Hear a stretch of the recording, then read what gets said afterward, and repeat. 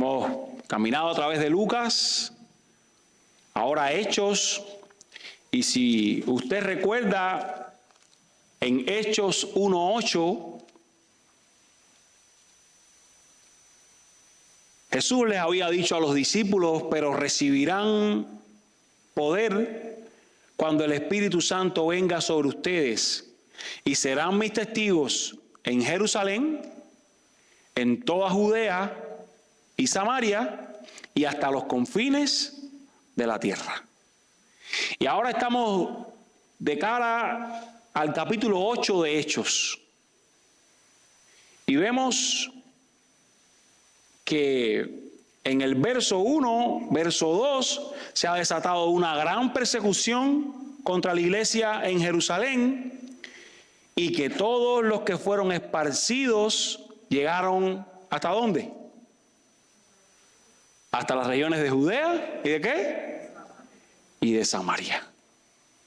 Después, en el verso 4 del capítulo 8, encontramos que los que habían sido esparcidos iban haciendo ¿qué? Predicando la palabra. Y lo que en Hechos 1:8 les había sido dicho a ellos, ahora estaba comenzando a pasar en una segunda fase. Ya habían predicado en Jerusalén, y a partir de este capítulo 8 comenzarían una nueva etapa en la que Judea, el resto de Judea, Samaria, iban a escuchar también el mensaje del Evangelio. Ahora, es muy interesante la manera en que esto comenzó a pasar. Esto no comenzó a pasar planificadamente por ellos. Esto no comenzó a pasar porque fue un deseo de ellos, vamos a cumplir con el plan del Señor. Esto pasó porque hubo una gran persecución después de la muerte de Esteban que leímos la semana anterior, se desató. Y ellos tuvieron que salir corriendo, y ahí comienza a cumplirse esta segunda parte de la fase.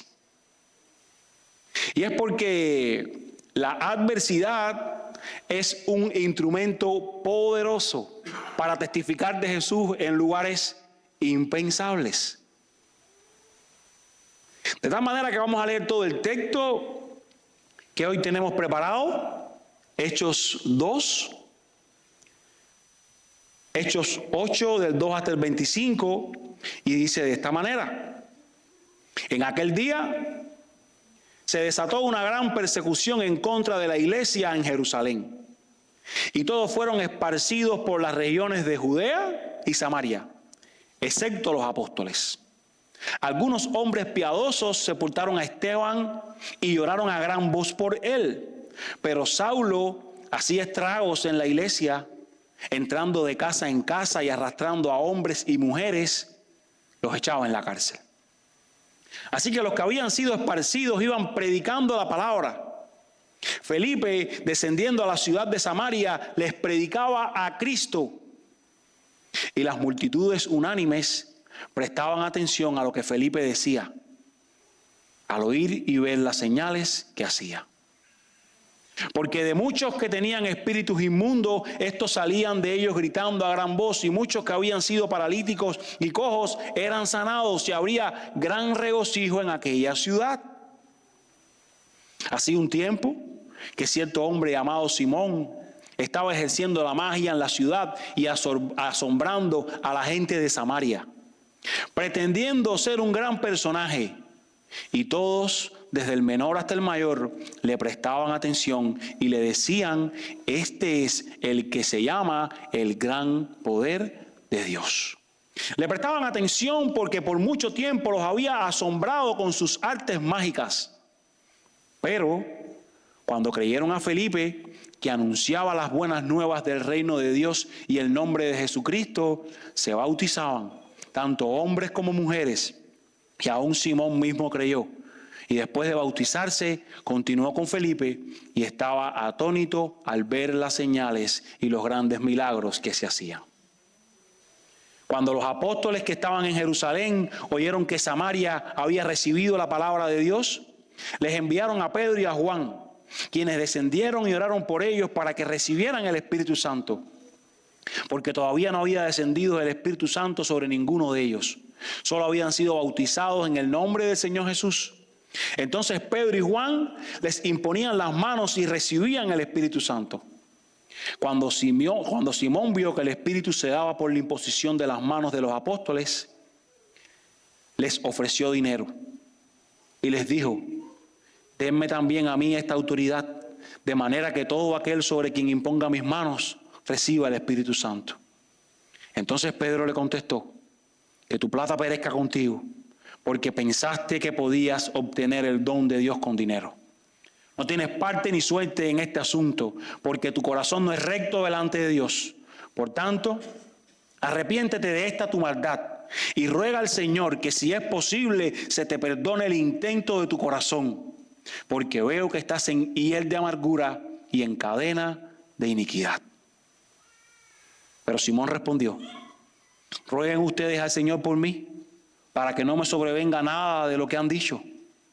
Y ellos, después de haber testificado solemnemente y hablado la palabra del Señor, iniciaron el regreso a Jerusalén, anunciando el evangelio en muchas aldeas y a los samaritanos. Tu adversidad es un instrumento poderoso para testificar de Jesús en lugares impensables. Se ha desatado una gran persecución. Los creyentes han sido esparcidos. Y el producto, el resultado de esto ha sido predicar el evangelio. El evangelio se ha predicado. Ellos han salido de Jerusalén como hormigas cuando pisoteas un hormiguero. No sé si usted ha visto. En el patio de casa hay como unas montañas que hacen las hormigas. Y si usted pisa allí, si usted remueve eso con una escoba, con algo, ya salen corriendo, como locas. Así salieron los discípulos de allí de Jerusalén, corriendo ante la persecución, ante el mal que les estaba viniendo, pero con una misión, con un objetivo: sembrar la semilla mientras iban, anunciar a Cristo mientras iban. Y se convirtió la persecución en la mejor forma de evangelizar. Porque aquellos judíos en Samaria era algo que llamaba la atención. Judíos no pasaban por Samaria, es más, daban la vuelta. Y esto se convierte en tremendo gancho evangelístico. El hecho de simplemente ver un judío allí. ¿Qué haces aquí? Estoy aquí porque en Jerusalén pasó esto, y déjame decirte que Cristo es la solución también para ustedes. Salieron muchos huyendo, pero tenían una palabra, podían compartir la semilla. Y pensando en esto, sale mi primera enseñanza para ti en esta mañana. Versos 2 a 4. Cada prueba y aflicción debe ser usada para que Dios sea proclamado. Cada dificultad que vives, cada prueba que vives, cada adversidad que vives, Dios quiere que la uses para que su nombre sea proclamado, para que Cristo sea predicado, para que el olor de Cristo huela en los que están a tu alrededor. Cada y una de ellas. Usted no la puede entender, pero ese es el objetivo. Usted puede ser egoísta y pensar solo en que pase rápido, en que se acabe, pero ese es el objetivo. Dios quiere que usted produzca en medio de ellas. Dios quiere que usted testifique en medio de ellas. Y fíjense en qué interesante. La persecución que habíamos visto en los capítulos anteriores habían sido hacia los líderes de la iglesia. Pero ahora aquí la persecución llega también hasta los miembros de ellas, porque tienen que salir corriendo. Es más, los apóstoles se quedan allí en Jerusalén a expensas de cualquier cosa que pudiera pasarle. Y una prueba como esta, muchos apostarían a que destruiría por completo la iglesia. Ya estuvimos viendo al enemigo intentando parar esta iglesia de muchas maneras. Ahora vendría de otra manera. Pero lo que pasó, por el contrario, fue que esta persecución les dio el empuje para, mientras iban siendo perseguidos por Pablo que les asolaba, por los judíos que les asolaban, ellos compartir a Cristo. Esto parecía un revés severo. Esto parecía: los hijos de Dios perdieron esta batalla. Pero Dios tiene formas de actuar que confunden a la sabiduría humana. Esto parecía, todo está mal con la iglesia, pero detrás lo que había era, el evangelio se va a estar predicando. Están sufriendo, están siendo perseguidos, pero el evangelio se está predicando, porque una vez más no se trata de nosotros, porque una vez más, como hemos dicho otras veces, la misión está por encima. Y en estos primeros 4 versos nos encontramos con marcados contrastes aquí. En primer lugar, los apóstoles se quedan, verso 1. Todos fueron esparcidos, excepto los apóstoles que se quedaron allí en Jerusalén. El liderazgo de la iglesia se ha quedado sin ningún tipo de temor de las consecuencias que pudieran venir. ¿Qué va a pasar? ¿Nos van a matar como Esteban? Estamos listos para ello. Es más, muchos de ellos murieron de maneras trágicas, enseñando lo que vivían. Hay otra cosa interesante aquí.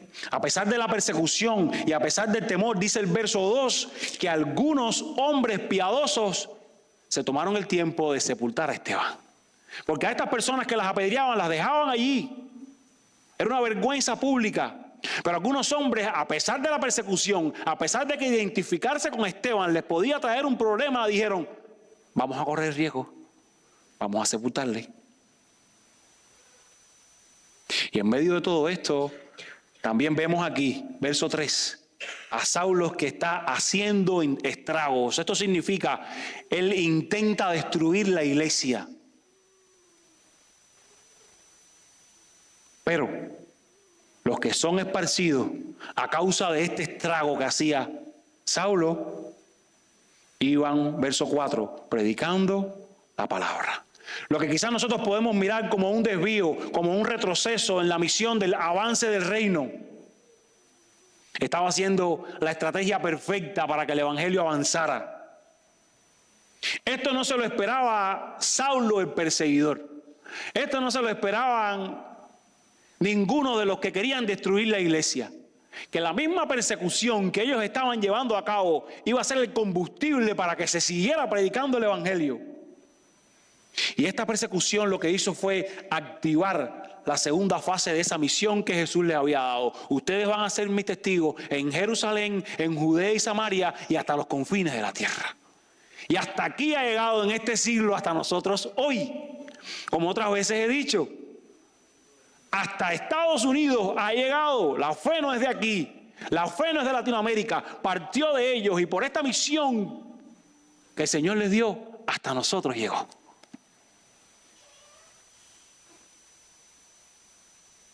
Y es increíble cómo la dificultad, la adversidad se convierte en un lenguaje que todos pueden entender. Cuando tú estás sufriendo una cosa y yo estoy sufriendo otra, nuestro sufrimiento nos une. Nos ayuda a pensar qué podemos hacer para ayudarnos.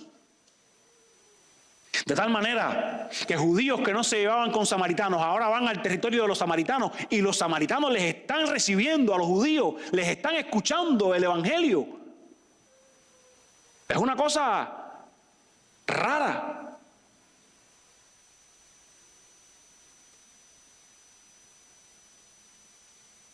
Y ese tesoro del evangelio, como nos dice la Biblia, está depositado en vasos frágiles. Para que quede bien claro que el poder no está en los grandes predicadores, que el poder no está en los grandes recipientes, sino en lo que está depositado dentro, que es el mensaje del evangelio. Esta estrategia no parecía la mejor. Los mensajeros no parecían los mejores, pero lo que llevaban unía todo. Ahora, tengo que repetir ahí en el verso 4 esta idea. ¿Quiénes iban predicando la palabra? ¿Quiénes iban predicando la palabra? ¿Quiénes? Los que habían sido esparcidos. Todos los esparcidos. No solo el evangelista Felipe, no solo el diácono de la iglesia, No solo un maestro importante, no solo los apóstoles, no solo un equipo misionero que se creó para que fuera a alcanzar a las personas. Todos los que fueron perseguidos estaban predicando a Cristo. Cada uno de los que habían sido salvados. Porque, amados, todos los cristianos estamos llamados a proclamar a Cristo. No sea más fácil o no sea más difícil, pero todos hemos sido llamados a eso. Con nuestra vida, con nuestras conversaciones, con nuestras relaciones. ¿Cómo lo estamos haciendo? ¿Cómo no estamos delegando esa tarea solo a profesionales? ¿Cómo no estamos delegando esa tarea solo a líderes? Y estamos cumpliendo con nuestra misión de predicar el Evangelio. Y aunque la dispersión era interpretada como una maldición en toda la Biblia, ahora esta dispersión está haciendo que la semilla se esparza.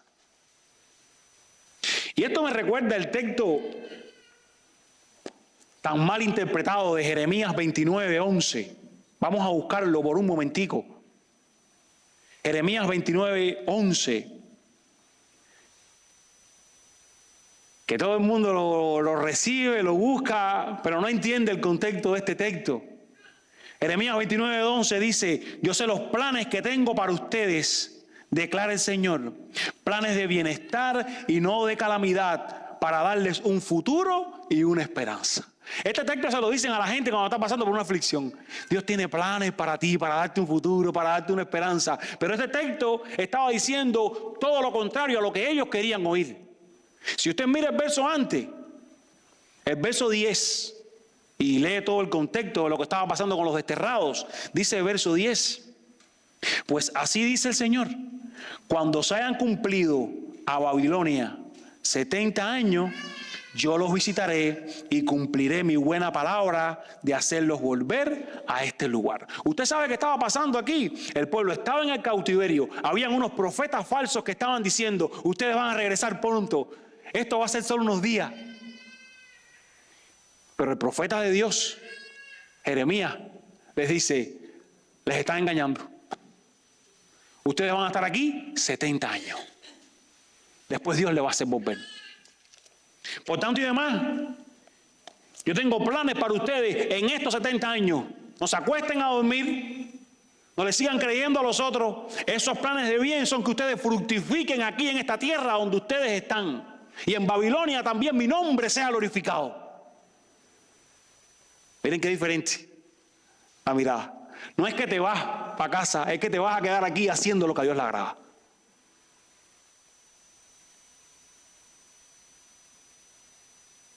Dijo Hudson Taylor, este es un misionero inglés, pionero en las misiones en el interior de China.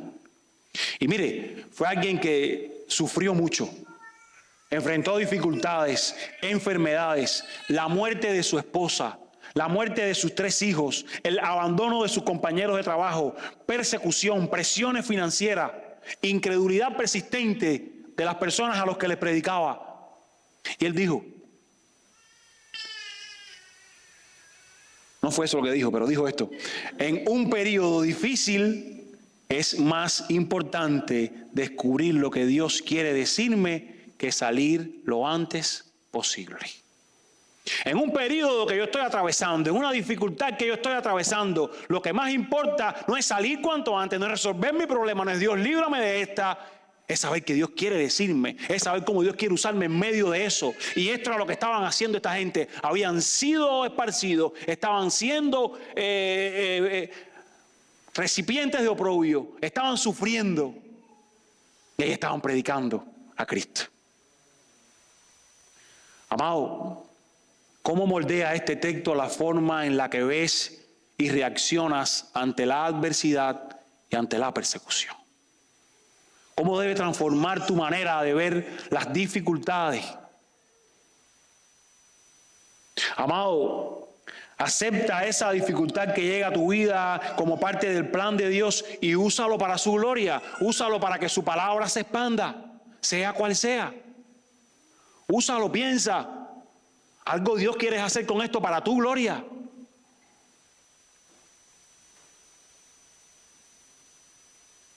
Quiero aceptar mis dificultades. Quiero aceptar mis persecuciones. y usarlo para que tu palabra se expanda. Dime cómo. Número 2. Versos del 5 al 13. Regresamos a Hechos, donde nos habíamos ido, Hechos 8. Las buenas nuevas tienen el poder de transformar lo intransformable. Tienen ese poder. Y ahora vemos que en los versos del 5 al 13 se nos presenta a uno de los que predicaban. De todos esos que iban predicando se nos da un ejemplo. Ahí está Esteban, un ejemplo fiel de evangelismo. Felipe. Y este era uno de los diáconos que habíamos hablado sobre ellos, o servidores en la iglesia. Y este también fue a Samaria. ¿Para qué? ¿Qué hacía? Mire su Biblia, verso 5. ¿Predicaba qué? A Cristo. A Cristo. Como cristiano judío, este hubiera sido el último lugar al cual Felipe hubiera ido. Samaria. Recuerden que los judíos y samaritanos no se llevaban entre sí. Los de Samaria eran una mezcla de matrimonios mixtos de judíos del norte y gentiles paganos. De hecho, llamarte samaritano era algo despectivo, era como un nombrete. A Jesús le dijeron, Juan 8:48, ¿tú eres samaritano? ¿Tú tienes demonio? Y aquí vemos a Felipe entre los samaritanos, diciendo, la persecución me ha traído hasta aquí y voy a producir. La persecución me ha traído hasta aquí, yo sé que ella va a hacer que el evangelio transforme las vidas. Dice que las personas le prestaban atención. Dice que incluso hacía prodigios y señales como los apóstoles. Y me llama tanto la atención que Felipe tenía claro lo único que salvaba y salva al pecador: Cristo. Que a veces se nos olvida a nosotros el poder que hay en el evangelio para transformar la vida, para librar de la ira de Dios. A veces se nos olvida. Y a veces tenemos conversaciones significativas con las personas y lo único que no les mencionamos es Cristo, lo único que les puede salvar. Y a veces les damos muchas soluciones, muchos consejos a nuestras amistades que no son cristianas y lo último que les mencionamos es Cristo.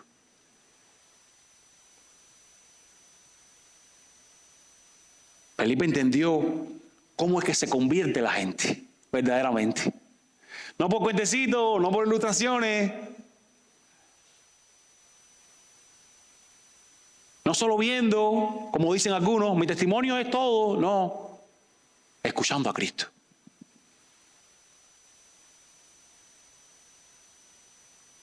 Felipe estaba llevando el evangelio no solo a través de límites geográficos, sino raciales, culturales, religiosos.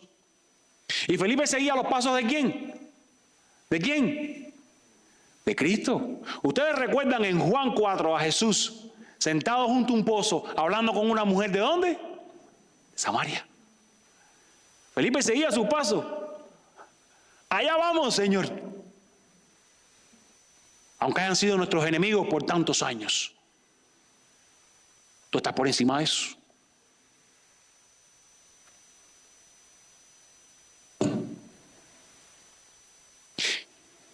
¿Crees que hay personas demasiado sucias, demasiado malvadas como para venir a Cristo? Porque a veces nosotros cuando vamos a hablarle a una persona, como que escogemos a quién le vamos a hablar. Este tiene un perfil como que sí se va a conectar con la iglesia porque es alguien correcto, es alguien aplicado, es alguien...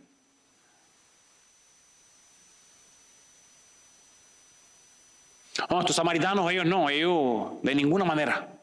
Ellos no entran en el perfil que nosotros tenemos de cristianos. Y a veces esos perfiles que tenemos de cristianos están mal hechos, si usted se pone a mirarlos. Porque no hay bueno ni uno. Porque como hablábamos en la clase esta mañana, tan pecador fue Hitler como Billy Graham. Ambos necesitaban la gracia de Cristo. Ambos.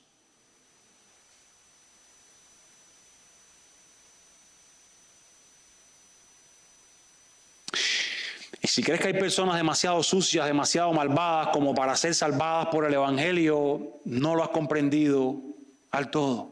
Falta comprender que el Evangelio no nos llama a ser dignos y limpios antes de venir a Cristo. Él nos llama a venir a Él para ser purificados, para ser aceptos delante del Padre.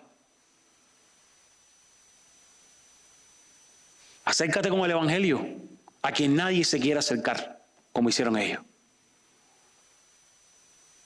Acércate con el Evangelio a quien parece imposible de alcanzar. Escúchale, comprométete, haz una relación, háblale a Cristo. Ahora, mira el verso 8, qué interesante. Mira el verso 8. Dice que en esta ciudad había ¿qué? Gran gozo, gran regocijo, porque las nuevas de Cristo habían llegado. Y en una ciudad hay gozo porque en otra hay sufrimiento. Mire usted, qué contraste. Quienes han traído el gozo a la ciudad por la palabra predicada están sufriendo, están lejos de su casa. Hay gente en Jerusalén que están orando. Nuestros hermanos fueron esparcidos de aquí. Y porque unos sufren, otros logran gozarse. Y no sé si a veces esto te dice algo. En medio de tus luchas, en medio de tus sufrimientos, en medio de las cosas a las que simplemente tienes que negarte por tal de que otros huelan a Cristo en ti.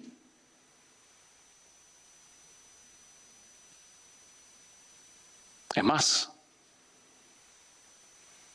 esto es base en la obra de la cruz. Usted y yo gozamos porque Cristo sufrió. Usted y yo somos salvos porque Él fue condenado.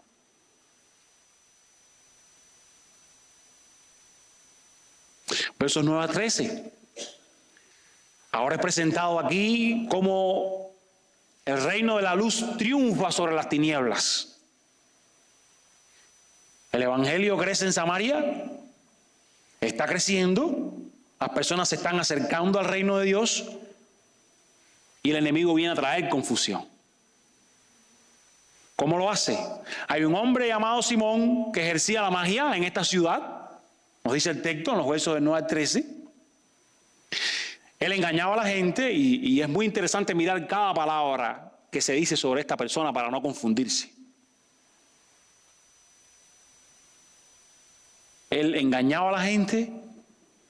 Dice que él buscaba ser alguien, les asombraba. Él pretendía ser alguien grande, él pretendía hacerse de un nombre. Incluso dice que la gente le llamaba, le prestaban atención y le decían, este es el que se llama el gran poder de Dios. Fíjense cuánta confusión traía a este hombre a esta ciudad. Fíjense. Y evidentemente con sus artes mágicas y con las cosas que hacía, tenía a personas engañadas y asombradas. Y este es un muy buen punto para darnos cuenta de que no todas las obras sobrenaturales que vemos a nuestro alrededor son de Dios.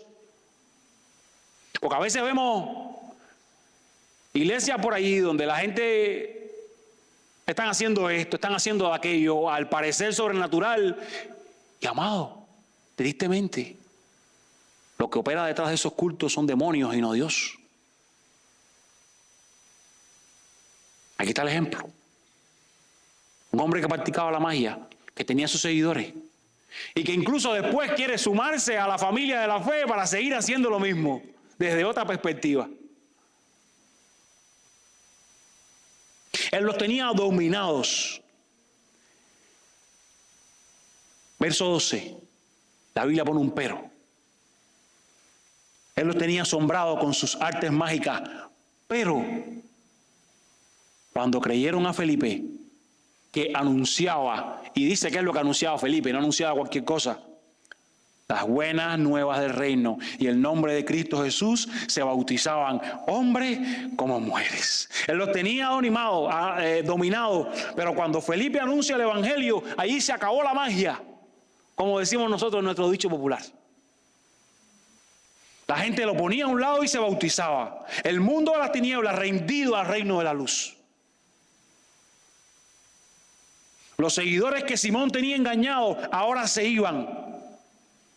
Por eso es que una iglesia que se levanta a predicar la verdad es tan atacada, porque el enemigo no está contento con que de aquellas filas están saliendo gentes, están saliendo personas.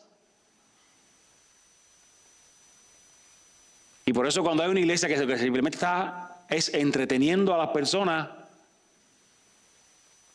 teniéndoles por muchos años sentados allí contentos, el enemigo ni se inquieta en hacerle daño.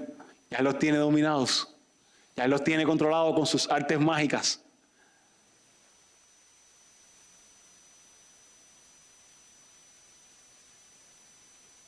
Pero las buenas nuevas tienen el poder de transformar lo intransformable.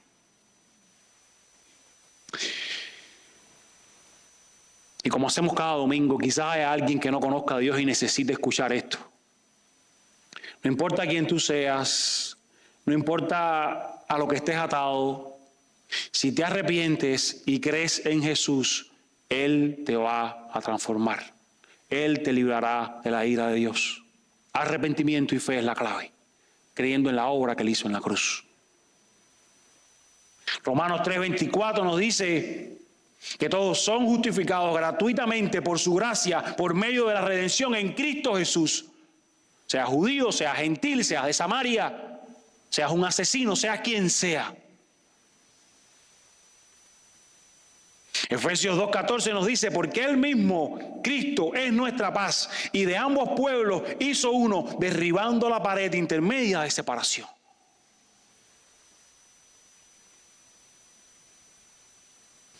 Ahora mire el verso 13 usted conmigo. Porque el verso 13 dice ahora que aún Simón, escuche, hay que prestar atención a cada cosa en la Biblia. Y por eso tenemos que leer toda la historia completa. No te puedes quedar solo con esta parte. Dice que aún Simón creyó y además ¿qué? Fue bautizado, se hizo miembro de aquella iglesia. Pero nos dice más. ¿Qué dice que hacía? Él seguía a Felipe, para arriba, para abajo con Felipe. Pero esta falsa conversión de Simón, y me estoy adelantando un poco, debe ser interpretada a la luz de toda la historia. Es por eso que no podemos picar a veces los textos en determinados lugares y tenemos que leerlo todo. Y Simón, solo para darles una vista de lo que vamos a ver cuando entremos en la otra parte, que es donde se resuelve todo este enigma de Simón, el mago. Dice que él seguía a Felipe, pero él lo seguía por las señales que Felipe hacía. Dice que él estaba atónito al ver las señales que Felipe hacía. Vamos a dejar a Simón en pausa aquí y concentrémonos en lo más importante de esta sección. Es que Felipe estaba allí tipificando al reino de las tinieblas y llega Simón y llega Felipe predicando el evangelio. Y se muestra el poder de Dios para salvar a los pecadores. Para decir, los que tenías atados, ahora son nuestros. Para decir, tu obra quedó a un lado. El evangelio de Dios es poder para salvación. Salva a los pecadores. Y en esto necesitamos poner más la vista en esta sección del texto que en la falsa conversión de Simón. Se están convirtiendo samaritanos. Hay algunos que estaban atados, pero las buenas nuevas del reino de Dios y el nombre de Jesucristo transformaba a las personas que se bautizaban verdaderamente y creían. Número 3. Dejemos a Felipe en pausa. El don de Dios es gratuito para todos los que arrepentidos crean sinceramente. Y en esta última sección, del 14 al 25, la Biblia nos narra otro suceso que se malinterpreta también en la Escritura, sobre todo en contextos carismáticos. Los apóstoles escuchan que los de Samaria han recibido la palabra de Dios y envían a Pedro y a Juan para que oraran por ellos y recibieran el Espíritu Santo. Vamos a hacer un pequeño paréntesis aquí para los llaneros solitarios, porque Felipe no estaba haciendo la obra por su cuenta. Felipe estaba conectado con la iglesia de Jerusalén. Tal es así que los apóstoles vienen a orar para que ellos reciban el Espíritu Santo. Hay una conexión con los líderes de la iglesia que se ve cuando ellos vienen para ayudarle, para acompañarle, para acreditar su ministerio, lo que él hacía, para abrirle las puertas del Espíritu Santo a los samaritanos. Y esto lo digo porque hay gente por iglesia, sin iglesia por allí, haciendo ministerio de esto, haciendo ministerio de lo otro, sin una iglesia local, donde son enviados, donde son cuidados, donde son pastoreados, donde son corregidos, donde son enseñados, y quieren ir por su cuenta a hacer cosas que contradicen lo que la palabra enseña. Ahora, ¿qué es lo malinterpretado en esta parte del texto? Número 1, que el bautismo del Espíritu Santo es una experiencia aparte de la conversión. Ya nosotros hablamos sobre esto, hoy no nos vamos a meter en esto. Usted puede escuchar el sermón 3 de esta serie que está en YouTube. Allí hablamos de aquellas personas en Pentecostés que fueron bautizadas, que fueron creyentes, pero que no habían recibido el Espíritu Santo.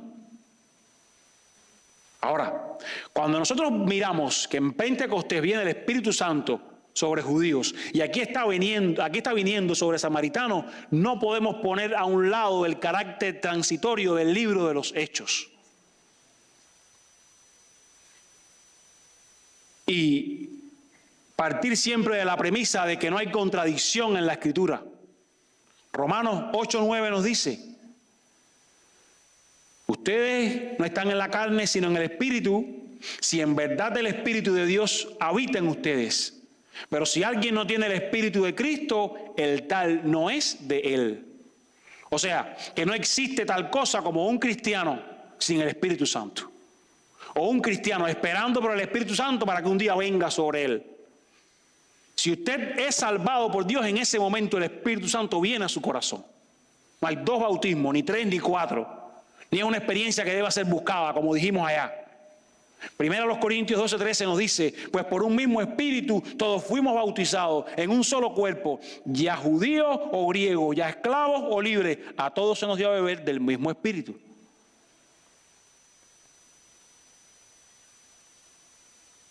Es una muy mala interpretación de estos pasajes, tanto este como después, cuando también está viniendo sobre los gentiles. Entonces, ¿por qué los samaritanos, y como les dije, todavía los gentiles deben esperar por recibir el Espíritu Santo aparte de recibir la palabra, aparte de arrepentirse y creer? Bueno, en primer lugar, usted debe recordar que estos son 2 grupos que eran contrarios. Si los samaritanos hubieran recibido el Espíritu Santo desligado de la iglesia de Jerusalén, se hubiera allí crecido una iglesia judía y otra iglesia samaritana. Pero el diseño de Dios es que es un solo pueblo con un solo espíritu. Es la iglesia universal del Señor, aunque hay iglesias locales. Además, como dijimos allá también, esta era una etapa inaugurativa. Primera vez que el Espíritu Santo estaba viniendo sobre los judíos. Ya no se repitió que en otras veces volviera a venir sobre los judíos. Primera vez que estaba viniendo ahora sobre los samaritanos para instaurar. Ya después, cuando las personas se convertían, en el momento de su conversión, ahí recibían el Espíritu Santo. Eran momentos de inauguración. Era una demostración pública de que ellos también eran el pueblo de Dios. Tenía que pasar. Porque si no, los judíos decían: solo nosotros recibimos el Espíritu Santo. No, lo recibieron ustedes, lo recibieron los samaritanos, lo recibieron los gentiles. Todos son el cuerpo de Cristo. De ahí en fuera, eso no pasó más. Como algunos en estos días dicen, ora por el bautismo del Espíritu Santo. El bautismo del Espíritu Santo te bautiza en el momento que tú eres salvado. Y si no te bautizó, no te has convertido, no has sido salvado. Si más adelante tú crees que fuiste salvado, eso fue lo que pasó y no que te salvaste aquí y te bautizó el Espíritu Santo aquí.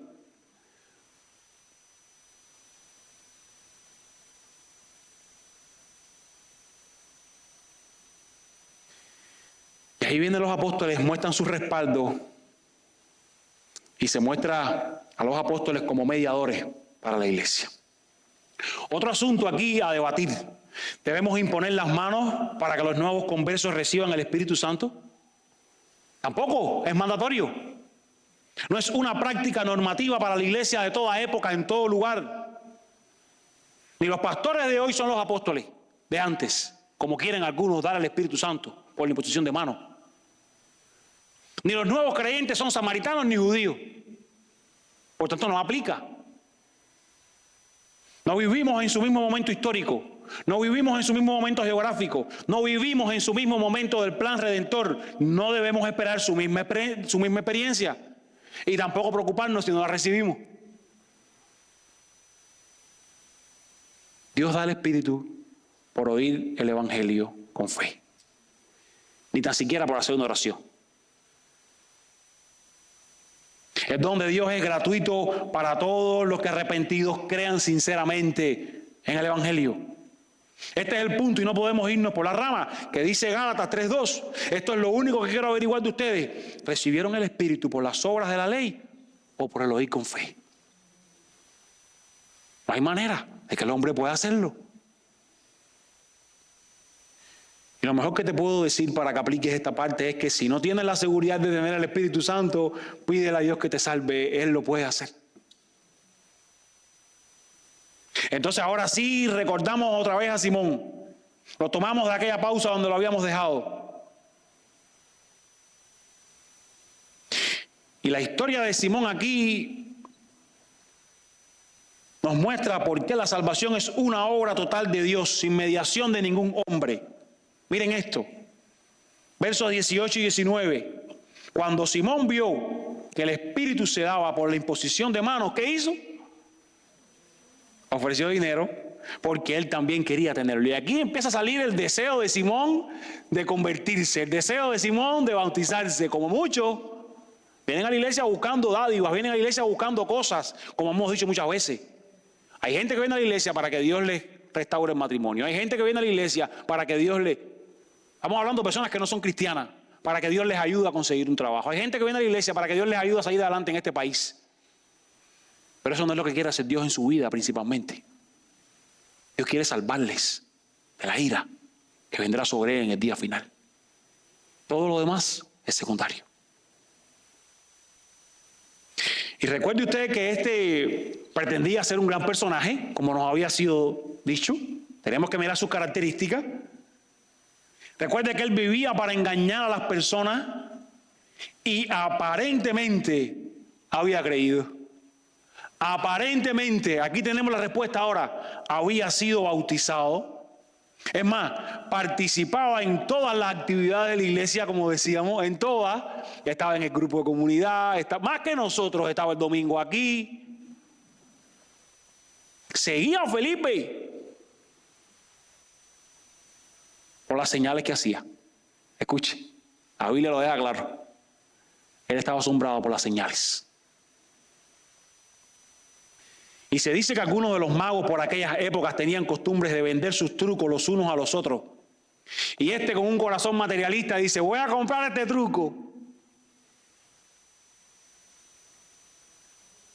Y quiere adquirir el don de Dios como mismo había adquirido todo lo que tenía en su vida, comprando, pagando, haciendo algo. Y cuando yo creo que todo se puede comprar con dinero, eso revela en dónde está mi corazón. El problema es ese amor por el dinero. Es querer unir las cosas espirituales con las cosas de esta tierra. Y a pesar de haber hecho, como decimos nosotros, profesión de fe, Aquí salió quien verdaderamente él era. Y no lo estoy diciendo yo, lo dice Pedro. Pedro le dice a la cara, mira, tú no eres cristiano. ¿Por qué? Mira el texto. Le dice, en primer lugar, tu dinero perezca contigo. Lo otro que le dice es, tú no tienes ni parte ni suerte en este asunto. Aquí tú no tienes nada que ver con nosotros. Rápidamente, él lo está desvirtuando de la iglesia. Tu corazón no es recto delante de Dios. ¿Acaso se pueden decir estas palabras de un cristiano? Arrepiéntete de esta maldad. La última parte es la mejor. Porque veo que estás en hiel de amargura y en cadena de iniquidad. ¿Quién está en cadena? Sino aquellos que no han sido libertados por Cristo. Usted tiene que leer todo el texto para entender que Simón era un falso creyente. Por eso, nuestro proceso para algunos complicado de membresía.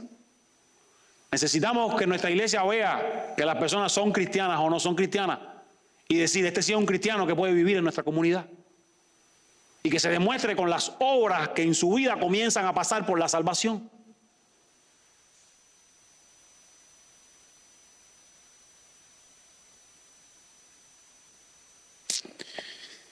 Se me está acabando el tiempo, pero yo quiero que vayamos a Hebreos, porque Simón es descrito en Hebreos y muchos de los que creyeron en el ministerio de Jesús, pero no fueron cristianos.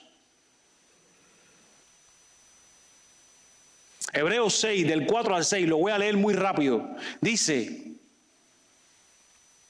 porque en el caso de los que una vez fueron iluminados, Simón, él vio. Él estuvo viendo las cosas que hacía el Espíritu Santo, que probaron el don celestial. ¿Estuvo viendo allí o no los milagros que hacía Felipe? ¿Estuvo al pie de él viendo o no? ¿Fueron hechos partícipes del Espíritu Santo? ¿Estuvo él viviendo estas cosas entre la iglesia o no? ¿Gustaron la buena palabra de Dios? ¿Gustaron los poderes del siglo venidero? Pero después cayeron. Es imposible renovarlos otra vez para arrepentimiento, puesto que de nuevo crucifican para sí mismos el Hijo de Dios. Hay personas que estuvieron en el ministerio de Cristo y disfrutaron de todas estas cosas sin ser creyentes. Porque esto no pasa en un creyente. Es imposible que puedan ser renovados para arrepentimiento. Han sido expuestos a tal obra. Fíjate que Pedro le dice, arrepiéntete de tu maldad y ruega al Señor para, si es posible, te perdone este intento de tu corazón. Si es posible. Pero está en cadenas, como Pedro lo había dicho. Y menos de lo que Pedro le dijo a le he dicho yo a algunos y han dejado de venir aquí. Qué diferente los frutos de una verdadera conversión a los frutos de Simón. El deseo de Simón es por el poder del Espíritu y no por el Espíritu mismo. Simón, como muchos, nunca ejerció una verdadera fe. Él quería disfrutar de las cosas que da el Evangelio, pero nunca se arrepintió verdaderamente. ¿Cómo usted se termina de dar cuenta de esto? Mire el verso 24. Dice que Simón les dice a ellos, rueguen por mí. ¿Para qué? ¿Para que yo me arrepienta? ¿Para que yo alcance salvación? ¿Para que yo sea librado de la ira de Dios? No, él dice, rueguen por mí para que no me sobrevengan lo que ha dicho. Él aún seguía pensando egoístamente en él. Rueguen por mí para que no me pase eso malo.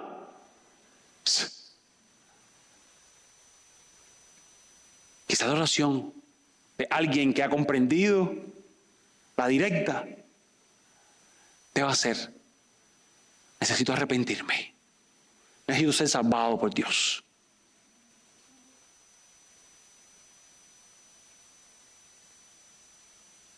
Tú puedes engañar a muchos, tú no puedes engañar a nosotros, pero a Dios no.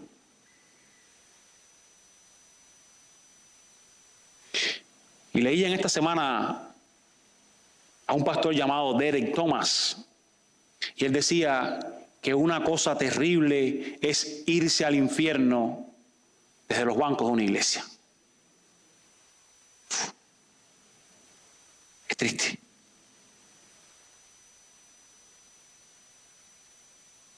Porque solo estar de acuerdo intelectualmente con el Evangelio es una respuesta incompleta a su mensaje.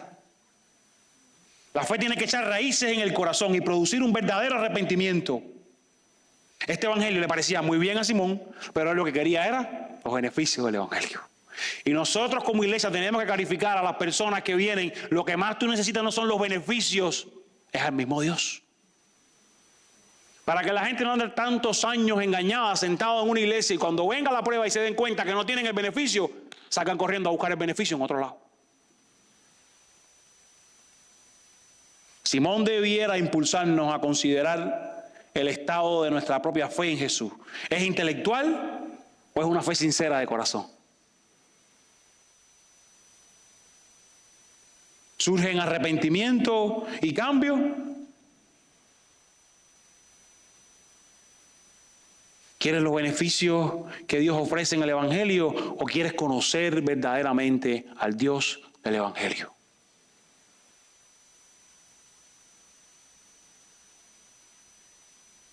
No podemos acercarnos a Dios en otros términos, amados hermanos. Y Simón seguía cometiendo el mismo error. Quería que lo salvaran del castigo de su pecado, pero no estaba arrodillado ante el Rey Jesús. Como conclusión, en el verso 25, había comenzado este texto con persecución, con la iglesia sufriendo, con la iglesia asolada, pero como conclusión, aquí en el verso 25, después de haber testificado solemnemente y avalado la palabra del Señor, dice, estos son los apóstoles, iniciaron de regreso a Jerusalén. ¿Qué hacían? Anunciaban en el Evangelio en muchas aldeas de los samaritanos. Una vez más, la iglesia imparable seguía, sin barrera, extendiéndose. Porque aquellos suyos tomaron la adversidad como ese instrumento poderoso para testificar de Jesús en lugares que nunca imaginaron que iba a ser testificado. Quizás saliste huyendo